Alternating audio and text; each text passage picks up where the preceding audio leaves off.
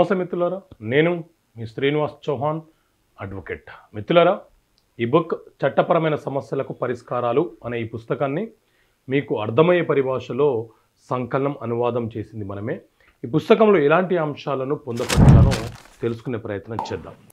So ఈ పుస్తకంలో ఉన్నటువంటి ఒక ప్రశ్న ఏంటి అనంటే, ఏ సందర్భాలలో వారసులు తమ వారసత్వపు ఆస్తులపై హక్కులను కోల్పోతారు? సో మిత్రులారా, మన దేశంలో హిందూ వారసత్వపు చట్టం 1956 అమలు ఉన్నది. ఈ చట్టాన్ని కేంద్ర ప్రభుత్వము 2005వ సంవత్సరంలో సవరణ చేసింది. ఈ చట్టంలోని సెక్షన్ 24, సెక్షన్ 25 మరియు సెక్షన్ 26 ప్రకారంగా వారసత్వంగా వచ్చే ఆస్తులపైన వారసులు తమ వారసత్వపు హక్కులను కోల్పోయే ప్రమాదం ఉంటుంది. ఏ సందర్భాల్లో అంటే, సెక్షన్ 24 ప్రకారంగా ఒక వ్యక్తి పునర్వివాహం చేసుకున్న ఒక వ్యక్తి మరణించిన తర్వాత అతని భార్య పునర్వివాహము చేసుకుంటే ఆ భర్తకు వచ్చే వారసత్వపు ఆస్తులు ఏవైతే ఉన్నాయో ఆ భార్యకు సంక్రమించడానికి అవకాశము ఉండదు. ఇది సెక్షన్ 24. అలాగే సెక్షన్ 25 హిందూ వారసత్వపు చట్టం 1956 సవరణ 2005 ప్రకారంగా ఎవరైనా తమ తల్లిదండ్రులు తమకు ఆస్తులు ఇవ్వటం లేదని వారిని హత్య చేసే ప్రయత్నం చేసినా ఆ వారసులకు అంటే ఆ కొడుకులకు కూతులకు వారసత్వపు ఆస్తిలో వాటా కోరే హక్కు ఉండదు, వాటా రాదు.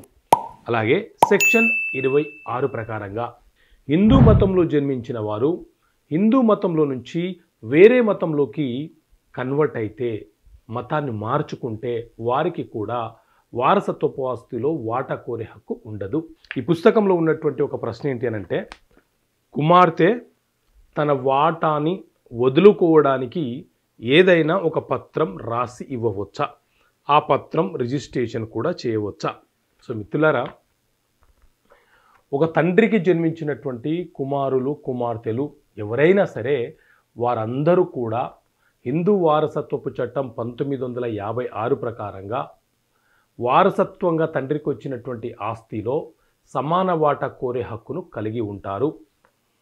ఒకవేళ తండ్రి సంపాదించినటువంటి కష్టార్జితమైనటువంటి ఆస్తి ఉన్నా కూడా ఆ తండ్రి బ్రతికి ఉన్నప్పుడే ఎవరికైనా వీలునామా రాసినా, ఎవరికైనా సేల్ డీడ్ చేసినా, లేదా ఏ ఇతర ట్రాన్సాక్షన్ చేసినా అక్కడితో ఆ ఆస్తి మరొక వ్యక్తికి బదులైపోతుంది.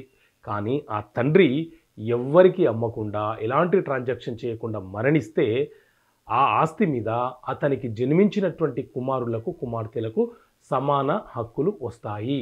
అయితే ఎప్పుడైనా ఒక తండ్రికి జన్మించినటువంటి కుమార్తెలు ఆస్తిలో వాటాకి బదులుగా కొంత నగదునో కొంత బంగారాన్నో లేకపోతే ఇష్టపూర్వకంగానో మా సోదరులు అనుభవిస్తే చాలు, మాకు అవసరం లేదని వాళ్ళు భావించిన సందర్భాలలో ఆ సోదరులు ఆ యొక్క సోదరిమణుల నుంచి హక్కు విడుదల పత్రము రాసుకోవచ్చు. ఈ హక్కు విడుదల పత్రము అంటే, మా నాన్నగారికి వచ్చినటువంటి వారసత్వపు ఆస్తిలో కానీ, మా నాన్నగారికి సంబంధించిన కష్టార్జితమైన ఆస్తిలో కానీ భవిష్యత్తులో నేను కానీ నా పిల్లలు కానీ వాటా కోరడానికి అవకాశం లేదు, వాటా కోరము అని చెప్పి ఒక హక్కు విడుదల పత్రము రాసి ఇవ్వడానికి అవకాశం ఉంటుంది. ఈ పత్రము, ఈ డాక్యుమెంట్ రిజిస్ట్రేషన్ కూడా అవుతుంది.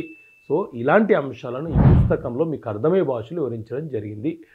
సో ఈ పుస్తకం కావాలనుకునే వ్యక్తులు 9392538226 నెంబర్కి కాల్ చేసి పొందవచ్చు. ఓకే మిత్రులారా, థ్యాంక్ యూ. జై హింద్.